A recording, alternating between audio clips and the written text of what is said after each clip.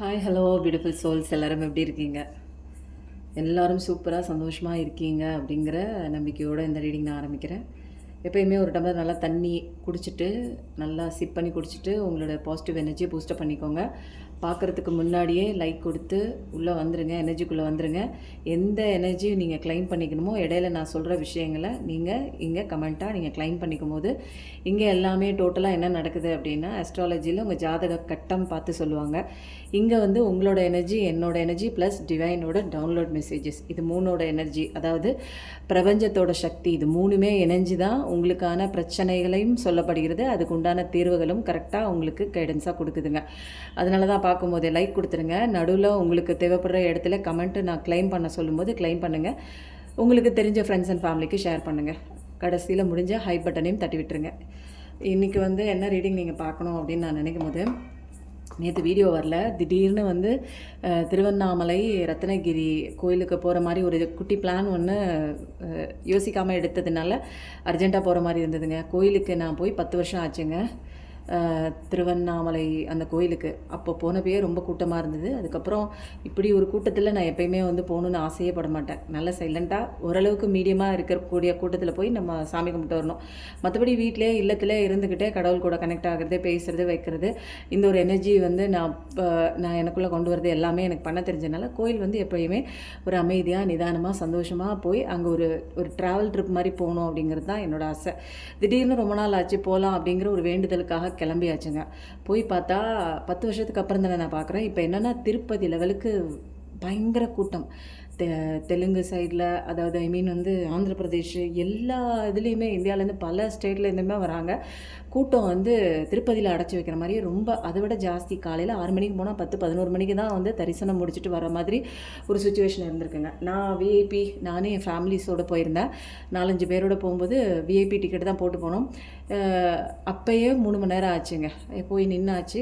ஓரளவுக்கு வந்து கூட்டம் இருந்தாலுமே கொஞ்சம் ஸ்பேசியஸாக இருந்ததுனால எனக்கு ரொம்ப வந்து கன்ஜஸ்டடாக இருந்ததுன்னா, கூட்ட நெரிசலாக இருந்ததுன்னா என்னால் தாங்க முடியாது. மூச்சு திணறல் மாதிரி. அது சின்ன வயசுலேருந்து எனக்கு அது பிடிக்காதுங்க. எனக்கு அது மாதிரி ஒரே வெறுத்து ஊற்றுற மாதிரி இருக்கும்.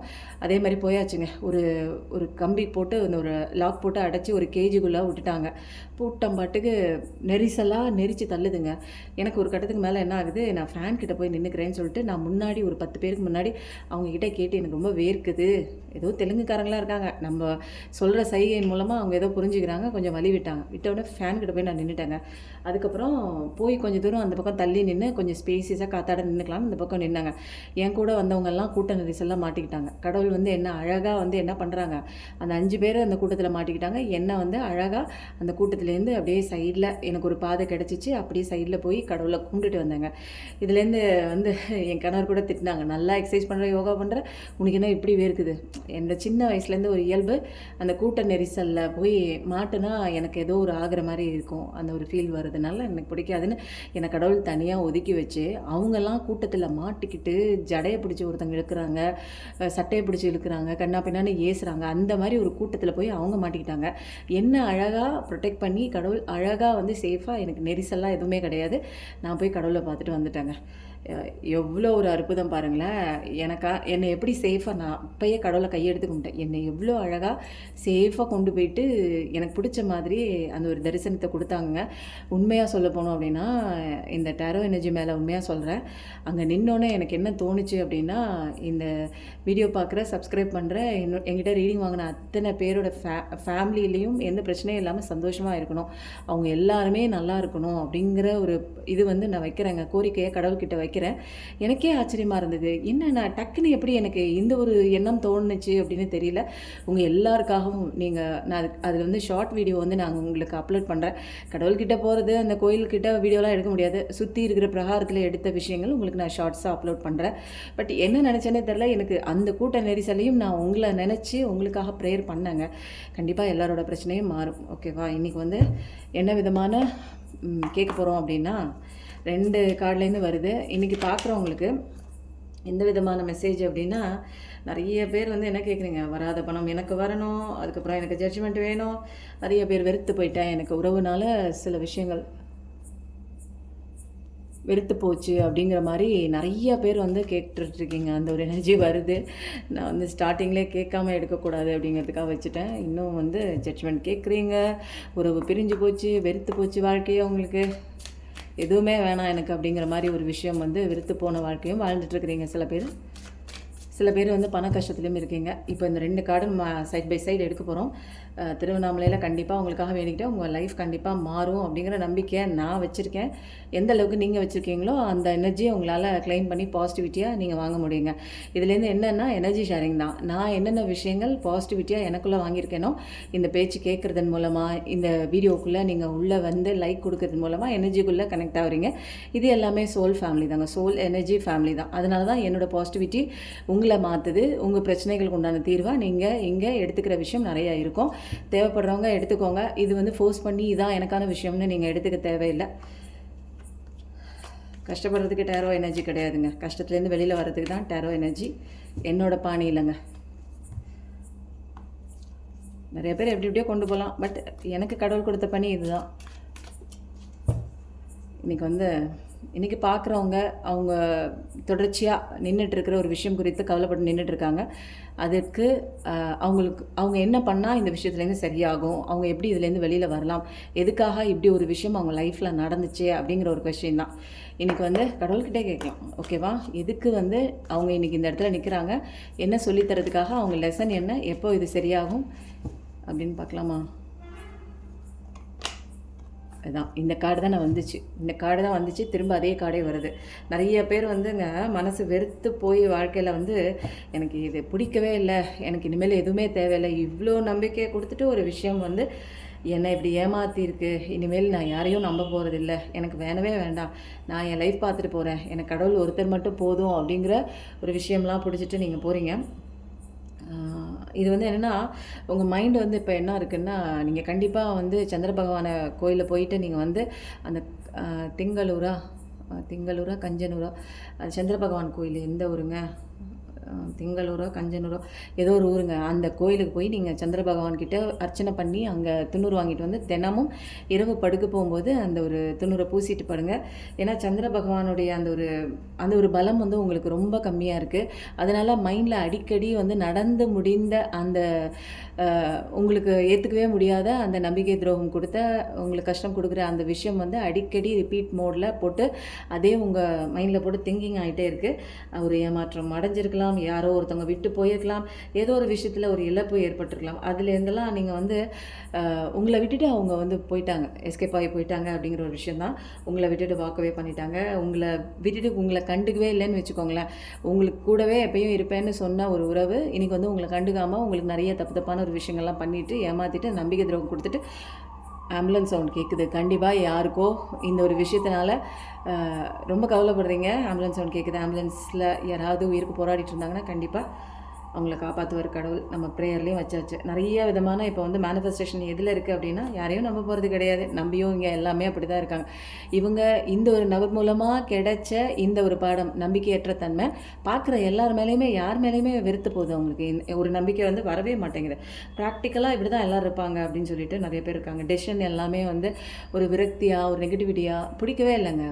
வாழ்க்கை எதுக்குடா வாழ்கிறோன்னு ஒரு சலிப்பு தட்டுற மாதிரி சில விஷயங்கள் தான் அவங்க வாழ்க்கையில் நடந்துட்டுருக்காது. பிஸ்னஸ்லேயே இருக்கலாம் எல்லாமே. அப்போ 8888ங்கிறது ரொம்ப முக்கியமான ஒரு விஷயமா இருக்கலாம். சனியனுடைய ஆதிக்கம் அதிகமாக இருக்குது. Pisces energy, water energy. இப்போதைக்கு உங்களுக்கு கைக்கு கிடைக்க வேண்டிய விஷயம் கிடைக்குமா அப்படின்னு நினச்சிட்டு இருந்தீங்கன்னா, நீங்கள் இப்போ இருக்கிற மைண்ட் சுச்சுவேஷனில் இப்போதைக்கு கொஞ்சம் தள்ளி தாங்க, தாமதமாக தான் நடக்கும் அப்படிங்கிற ஒரு விஷயம் தெளிவாக தெரியுது. இதை மாற்றிக்கிறதுக்கு உண்டான விஷயம் என்ன கடவுள் கொடுக்க போகிறாரு அப்படிங்கிறத பார்க்கலாம். நிறைய பேர் இந்த ஏமாற்றத்தை தாங்க முடியாமல் அதே இடத்துல நின்று கேள்வி கேட்டுட்டு இருந்தீங்க. திரும்பி வரும்னு எதிர்பார்த்துட்டு இருந்தீங்க. ஒரு காலகட்டத்துக்கு மேலே இதை திரும்பி வரலை அப்படிங்கும்போது கடவுளை மட்டும் பிடிச்சிக்கிறீங்க. கடவுளை பிடிச்சிட்டு அந்த மனக்கவலையோடு அந்த இடத்துலேருந்து விட்டு போகிறீங்க. அந்த எந்த இடத்துல நின்றுட்டு இருந்தீங்களே, இலவம் காத்த கிளி அப்படிங்கிற மாதிரி அந்த காய் வந்து பழுத்து போகும் அப்படின்னு காத்துட்ருந்த அந்த ஒரு கிளி ஒரு காலகட்டத்துக்கு மேலே அந்த காய் வெடித்து பஞ்சு மாதிரி வெளியில் வந்தோன்னே அதை சாப்பிட்றதுக்கு லாய்க்கு இல்லை அப்படின்னு தெரிஞ்சு மனசு வெடித்து செத்து போச்சான் அந்த கிளி. அது மாதிரி ஒரு காலகட்டம் வரைக்கும் நீங்கள் வந்து அந்த ஒரு விஷயத்துக்காக காத்துட்டே இருந்திருப்பீங்க. உங்கள் நேரமாக இருக்கட்டும், உங்கள் எனர்ஜியாக இருக்கட்டும், எல்லாத்தையும் விரயம் பண்ணிவிட்டு, சந்தோஷத்தை நிம்மதியை விரயம் பண்ணிவிட்டு உங்களுக்காக, அதாவது அவங்களுக்காக காத்துட்டு இருந்த நீங்கள் ஒரு காலகட்டத்துக்கு மேலே இது தேரவே தேராது. இதுக்காக நம்ம பணத்தையும் மனசையும் எனர்ஜியும் வந்து விரயம் பண்ணிட்டு இருந்தது வேஸ்ட்டு அப்படின்னு புரிஞ்சுக்கிட்டு மனக்கவலையோடு அந்த இடத்த விட்டு போகிறீங்க. உங்களுக்கு மனசு ஓவல தான், பிடிக்கல தான், இருந்தாலும் இதையும் மீறி நம்ம இந்த இடத்துல நிற்கக்கூடாது அப்படிங்கிற ஒரு புரிதல் மட்டும் உங்களுக்கு வந்திருக்கு. வெறுத்து போய் போகிறீங்க. கடவுள் தான் உங்களை தள்ளி அந்த பக்கம் தள்ளி விடுறாரு. அதாவது கடவுளோட துணையை பிடிச்சிட்டு தான் நீங்கள் போகிறீங்க. பணம் குறித்து நிறைய பேர் கேட்டுட்டு இருந்தீங்க இல்லையா? அது வந்து கண்டிப்பாக வருது. நல்ல நல்ல விஷயங்கள் வருது. போன ஒரு நபர் வந்து திரும்பி வருவாங்க. கொஞ்சம் வந்து காலம் கொடுங்க. நிறைய ஹீலிங் செஷன் இருக்குது. அங்கே படிக்கிற படிப்பினைலாம் நிறைய இருக்குது. நல்லா பொறுமையாக இருங்க. பென்டக்கல் லெவலில் நல்லா ஹார்ட் ஒர்க் போட்டுகிட்டே இருக்கிறீங்க. நல்லா ஒரு ருட்டீனாக பண்ணிகிட்டே இருங்க. சில விஷயங்கள் எஃபிஷியண்ட்டாக ரெஸ்பான்சிபிள் எடுத்து இந்தந்த விஷயம் எது பண்ணணுமோ அதெல்லாம் பண்ணுங்கள். கொஞ்சம் கொஞ்சமாக உங்களுடைய அந்த ஒரு பென்டக்கல் லெவலில் ஒரு சில முன்னேற்றம் கண்டிப்பாக வருது. அதுவும் வருது.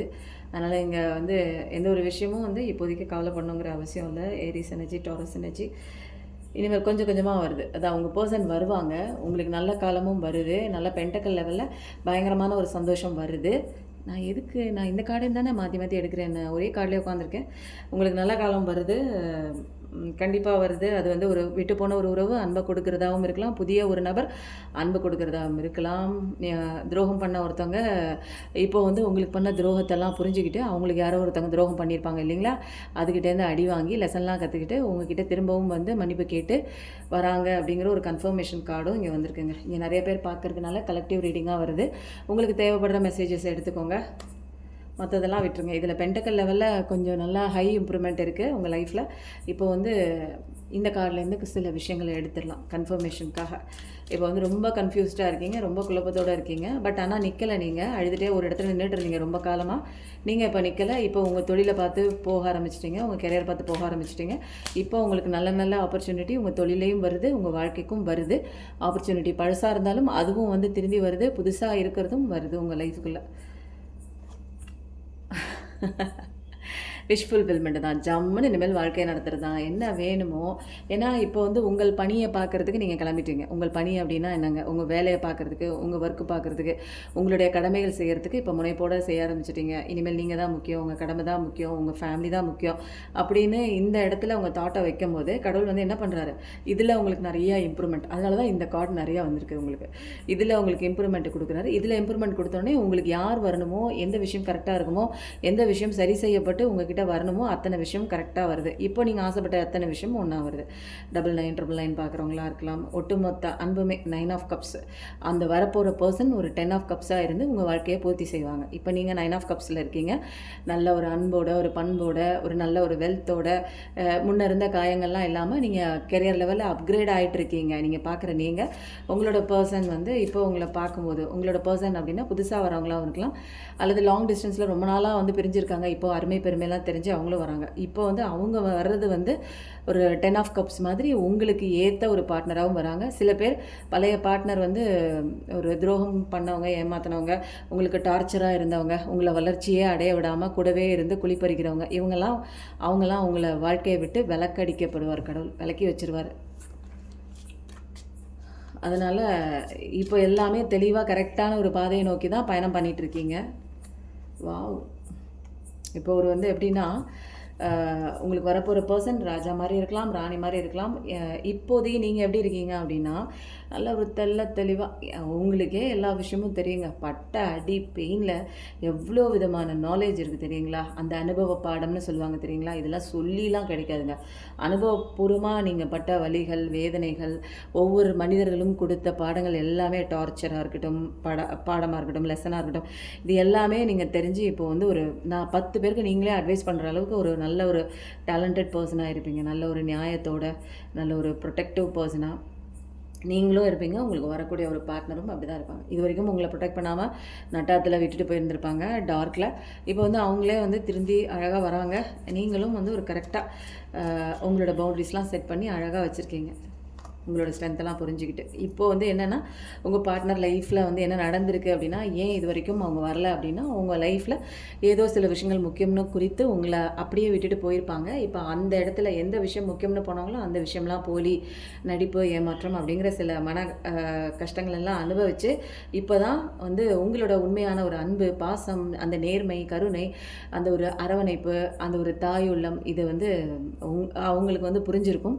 புரிஞ்சதுக்கப்புறம் இப்போ வந்து இப்போ வந்து என்னென்னா, இப்போ அவங்க நம்பி போன ஒரு விஷயம்லாம் பொய், பித்தலாட்டம், நம்பிக்கை துரோகம். உங்களுக்கு எது அவங்கெல்லாம் செஞ்சாங்களோ அதே விஷயம் அவங்க நம்பி போன அந்த ஒரு பர்சன் வந்து அவங்களுக்கு செய்யும்போது தான் அவங்களால தாங்க முடியல. இப்போ வந்து என்னென்னா, அவங்களுக்கும் ஸ்பிரிச்சுவல் அவேக்கனிங் நடக்குது. உங்களுக்கு ஸ்பிரிச்சுவல் அவேக்கனிங் நடந்து, நீங்கள் ஒரு காலகட்டத்துக்கு வந்து உங்களை தயார்படுத்திக்கிட்டு, அந்த இடத்த விட்டு மூவ் ஆன் ஆகி தயார்படுத்திக்கிட்டு, உங்களுடைய வாழ்வாதாரத்துக்கு நீங்கள் முயற்சி பண்ணி முன்னேற்ற பாதைக்கு நீங்கள் போகும்போது, உங்களுக்கு அழகான விஷயம் வருது. நீங்கள் சாட்டிஸ்ஃபேக்ஷனாக இருக்கக்கூடிய விஷயம்லாம் எல்லாமே வருது. உங்கள் பார்ட்னர் துரோகம் பண்ணியிருந்தாங்கன்னா, அவங்களுக்கு ஒரு டவரான ஒரு விஷயமும் நடக்குது. டவர் அப்படின்னா, அவங்க கஷ்டப்படுற மாதிரி ஒரு விஷயம் வந்து ஒரு புரிதல் பாடங்களுக்கு எல்லாத்துக்குள்ளேயும் வருவாங்க. அதுக்கப்புறம் உங்களுக்கு வர பர்சன் நல்ல ஒரு திறமையான ஒரு பர்சனாக தான் இருப்பாங்க. நீங்கள் நினச்சி ஆசைப்பட்ட மாதிரி தான் உங்கள் லைஃப் வந்து அழகாக அமையும். வரப்போகிற அந்த பர்சன் ஃபியான்சியாக இருக்கலாம், அவங்க உங்களுக்கு வரப்போகிறவங்க நல்ல எப்படி இருப்பாங்கன்னா, நல்ல கேரக்டரோட நியாயமான ஒரு பர்சன் தான். இன்னும் இப்போ வந்து உங்களோட பார்ட்னர் எப்படி இருக்காங்க, அவங்க நிலைமை என்ன எப்படி இருக்குது, உங்களை ஏமாற்றிட்டு போயிருக்கலாம், அல்லது ஏதோ ஒரு விஷயம் முக்கியம்னு போயிருக்கலாம். அவங்களோட வாழ்க்கை இப்போ வந்து கெரியர் லெவலையும் மாட்டம் காணுது. அவங்க நம்பி போன ஒரு விஷயம், உண்மையான அன்பு நினச்ச விஷயமும் அங்கேயும் அங்கே உண்மை இல்லை அப்படிங்கிறதுல ஒரு பேலன்ஸ் இல்லாமல் நிறைய பிரச்சனைகளை வந்து சந்திச்சிட்ருக்குறாங்க. இப்போ எல்லாமே இந்த dark night of the time, இந்த டார்க் பீரியடு, இந்த டவர் கார்டு வந்து அவங்க மனசில் வந்து ஒரு தழும்பாக இந்த மாதிரி ஒரு விஷயத்த அவங்க லைஃப்பில் இது வரைக்கும் பார்த்தே இருக்க மாட்டாங்க. நம்ம வச்சு ஏமாத்தினா எவ்வளோ வலிக்கும் அப்படிங்கிற ஒரு பெயினுக்குள்ளே இது வந்தது எல்லாமே கர்மா பேசிஸில் நடந்த ஒரு விஷயம்தான். உங்களுக்கு அவங்க என்ன பண்ணிவிட்டு விட்டுட்டு போனாங்களோ அதே விஷயத்த அவங்க இப்போ அறுவடை பண்ணுறாங்க. அப்போது இது எல்லாமே நடக்கணும் அப்படிங்கிறது ஒரு கடவுளோட விதி தான். இங்கே எல்லாத்துக்குமே ஒரே சட்டம் தான். நீ உனக்கு வலிக்குதா, நீ அழுகிறியா, அப்போது உனக்கு வலி கொடுத்த, உனக்கு காயப்படுத்தின அவங்களுக்கும் வந்து அதே வலி கொடுப்பாங்க. இதெல்லாம் வந்து நீங்கள் சொல்லணுங்கிற அவசியம்லாம் இல்லை. இங்கே எல்லாமே சட்டத்திட்டத்துக்கு உட்பட்டு தான் நடக்குது. நமக்கு தான் தெரியல, நம்ம தான் இங்கே ஏதோ பண்ணுறோம், நமக்கு மீறின சக்தி எதுவுமே இல்லை அப்படின்னு நினைக்கிறோம். இல்லை, இதுக்கு நம்மளெல்லாம் பார்த்துட்ருக்க ஒரு சக்தி, அதுதான் நம்மளை இயக்குது அப்படிங்கிற ஒரு விஷயம்லாம் தெரிஞ்சுக்கணும். வாவ், நமக்கு உண்டான இப்போ உங்களுக்கு உண்டான நியாயத்தை யார் வாங்கி தராங்க? கடவுள் தான் தராங்க. கடவுள் தான் வாங்கி தராங்க உங்களுக்கு உண்டான நியாயத்தை. நீங்கள் ஒரு அத்தாரிட்டியான ஒரு பர்சன் தான். இனிமேல் லைஃப்பில் நியூ பிகினிங் தான். எவ்வளோ விதமான சேலஞ்சஸாக இருக்கட்டுங்க, அது நீங்கள் அதை பற்றி கவலையே பட தேவையில்லை. எல்லாத்தையும் சரணாகதி பண்ணும்போது அவர் அழகாக வால் எடுத்து நீங்கள் வந்து என்ன நினைப்பீங்க, உங்களுக்கு காயம் கொடுத்தவங்களுக்கு அதிகபட்ச தண்டனை என்ன தெரியுமா கொடுப்போம் நம்ம ஜெயிலில் தூக்கி போட்டுருங்க. என்னை வந்து நான் இப்போ தனிமையில் எவ்வளோ வாடினேன் அந்த அளவுக்கு தானங்க நம்மளால் யோசிக்க முடியும். நம்ம அப்படி நினைக்க மாட்டோம். நம்மளாம் டிவைன் ஃபெமினினாக இருக்கலாம், டிவைன் மேஸ்குலினாக இருப்போம். நம்ம வந்து நமக்கு துரோகம் பண்ணால் கூட அவங்க எப்படியோ போயிட்டு போகிறாங்க போ அப்படின்னு விட்டு கொடுத்து போகிறது தான் நம்மளுடைய இயல்பு. ஆனால் வந்து நம்ம அதிகப்படியாக நமக்குள்ளே வந்து அந்த ஒரு வேதனை வந்து தள்ள முடியாத வேதனை வந்தால் என்ன செய்வோம், அதிகபட்சமாக நம்மளால் என்ன பண்ண முடியும், அவங்க தண்டனை அனுபவிக்கணும் அப்படின்னு ஒருத்தவங்க நினைப்போம். இன்னொருத்தவங்க அவங்க ரியலைசேஷன் பண்ணணும்னு நினைப்போம். இன்னொருத்தவங்க ஜெயில், அதிகபட்சமான ஒரு தண்டனைனா ஜெயில் தானங்க சொல்லுவோம். ஆனால் கடவுள் என்ன பண்ணுவார், நீ நினைக்கிறத விட 100 மடங்கு 1000 மடங்கு கடுமையான தண்டனை கொடுப்பாருங்க அவரு. அதனால் திருத்துறது, மற்றவங்க கேரக்டர் திருத்துறது, மாற்றுறது, பேசியோ இல்லை நீங்கள் அழுதோ அல்லது புரிய வச்சோ நீங்கள் எது பண்ணாலுமே அங்கே நடக்காதுங்க, வேலைக்கே ஆகாது. நீங்கள் என்ன விஷயம் பண்ணணுன்னா, நீங்கள் சந்தோஷமாக உங்களுடைய பிரச்சனைகளை கடவுள்கிட்ட ஒப்படைச்சிட்டு உங்கள் வேலையை பார்த்துட்டு உங்கள் கெரியர் நோக்கி உங்கள் முன்னேற்றத்தை நோக்கி போனால் போதும். இது மட்டும்தான் இங்கே வந்து கடவுள் கொடுக்குற ஒரே ஒரு மெயினான மெசேஜுங்க. இப்போதைக்கு உங்கள் பார்ட்னர் ஆட்டம் கண்டுட்டு தான் இருக்காங்கலாம், சந்தோஷமாக இல்லை. வாவ், இங்கே பார்த்தீங்களா, உங்களுக்கு கடவுள் வந்து 2 கார்ட்லேயுமே என்ன கொடுத்துருக்காரு பாருங்கள்.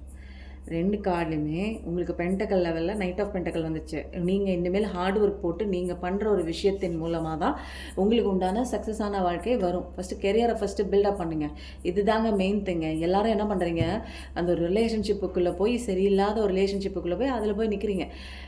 எப்பயுமே லைஃப் ரிலேஷன்ஷிப் இது ஒரு பார்ட் ஆஃப் லைஃப் தான். நீங்கள் வந்து ஒவ்வொரு ஸ்டெப்பாக மாறி போகணும். இதில் வந்து என்ன பெரிய விஷயம் அப்படின்னா, இங்கே நடக்கிறது என்ன, நம்மளை சுற்றி என்ன நடக்குதுங்கிறத சில ரியலைசேஷனுக்காக தான் நம்மளை சுற்றி வர மனிதர்களாக இருக்கட்டும், நமக்கு நடக்கிற விஷயங்களாக இருக்கட்டும், நமக்கு அமைக்கப்பட்ட ஒரு சூழல், கதைகள், இது எல்லாமே நான் திருந்தணுங்கிறதுக்காக வந்த ஒரு விஷயம் தாங்க. அதனால் நீங்கள் ஃபஸ்ட்டு என்ன சொல்கிறாங்க, இப்போதைக்கு உங்களுக்கு எல்லாத்துக்குமே என் வீடியோஸ் பார்க்குற எல்லாத்துக்குமே தெரிஞ்சிருக்கும்.